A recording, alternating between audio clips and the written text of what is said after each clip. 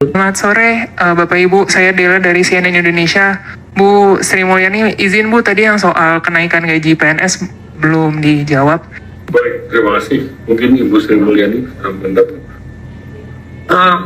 Untuk kebijakan PNS mengenai formasi, kita nanti koordinasi dengan Menpan RB. Seperti diketahui bahwa tahun ini juga sudah ada penerimaan. Jadi nanti tergantung kebutuhan dari kementerian lembaga dan terutama juga dari daerah. Namun juga pada saat yang sama ada kapasitas fiskal yang juga harus dipertimbangkan. Jadi untuk hal itu kita belum melakukan exercise untuk terutama untuk rekrutmen, untuk gaji.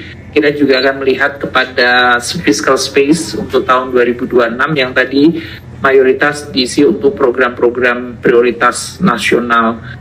Untuk target pertumbuhan 5,4%, tentu tadi kita akan coba melihat sumber-sumber pertumbuhan ekonomi. Pertama, kalau didengar dari Pak Ruslan, investment tadi cukup bagus dan kemampuan untuk bisa attract investasi lebih banyak, termasuk di pemerintah daerah. Kami dengan Pak Tito itu termasuk memberikan insentif agar daerah-daerah juga menjadi atraksi investasi yang lebih baik, sehingga tidak hanya inflasinya yang rendah, tapi pertumbuhan dan investasinya meningkat.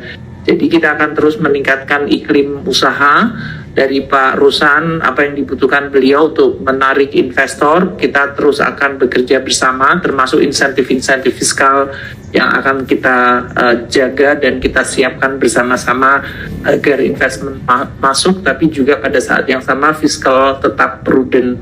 Kami langsung ke APBN dengan 8 agenda yang tadi sudah disampaikan Bapak Presiden dan juga diulang oleh Pak Menko. Ada 8 agenda prioritas: ketahanan pangan, ketahanan energi, makan bergizi gratis, program pendidikan, program kesehatan, pembangunan desa koperasi UMKM, pertahanan semesta, dan akselerasi investasi.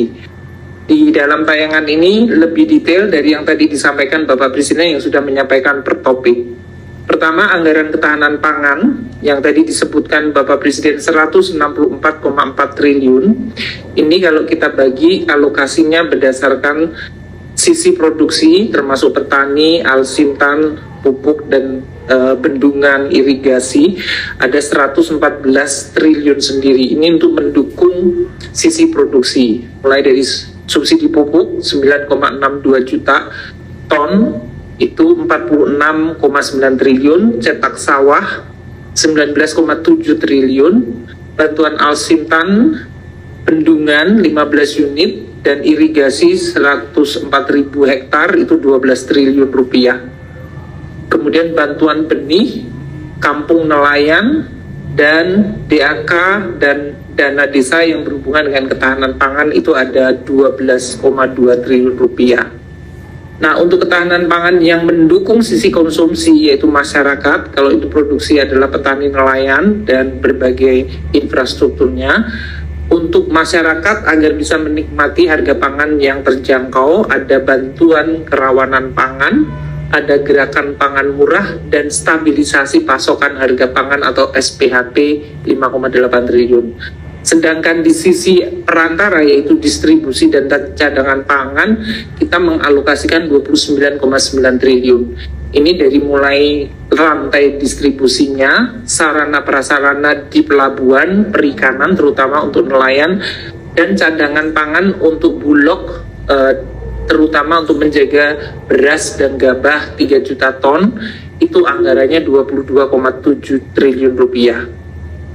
Untuk anggaran pendidikan 757 triliun yang tadi disampaikan Bapak Presiden, kalau kita bagi menjadi 3 di dalam ekosistem, yaitu yang diterima oleh murid, siswa dalam hal ini, dan mahasiswa, itu 401 triliun sendiri. Dalam bentuk apa? Dari mulai beasiswa bidik misi, beasiswa LPDP, pengiriman untuk kartu atau program Indonesia Pintar, dan juga makan bergizi gratis. Untuk yang benefitnya diterima oleh guru dan dosen dan tenaga kependidikan itu 178,7 triliun. Ini untuk tunjangan profesi guru, baik yang PNS itu itu ada 68,7 triliun sendiri, dan yang non PNS nanti Pak Mendikdasmen bisa menyampaikan, mereka yang sudah bersertifikat mendapatkan TPG meskipun bukan ASN itu ada 19,2 triliun sendiri untuk 754.747 guru. Kemudian juga ada tenaga pendidikan TPD non PNS pun juga mendapatkan 3,2 triliun yang dosen untuk dosen ya 80, dan dosen PNS dalam hal ini 82,9 triliun sendiri. Itu untuk pengajarnya. Yang ketiga adalah sarana prasarana sekolah dan kampus 150 triliun. Itu dari mulai rehabilitasi sekolah, dalam hal ini sekolah rakyat ada anggarannya tahun depan akan mencapai 24,9 triliun. Ini yang Bapak Presiden sampaikan, 100 beroperasi, 100 dibangun baru.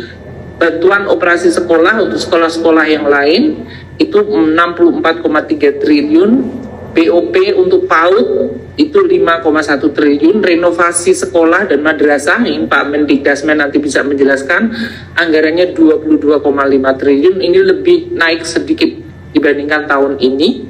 Kemudian biaya operasi perguruan tinggi 9,4 triliun, dan tadi Bapak Presiden menjelaskan mengenai sekolah unggulan ada anggaran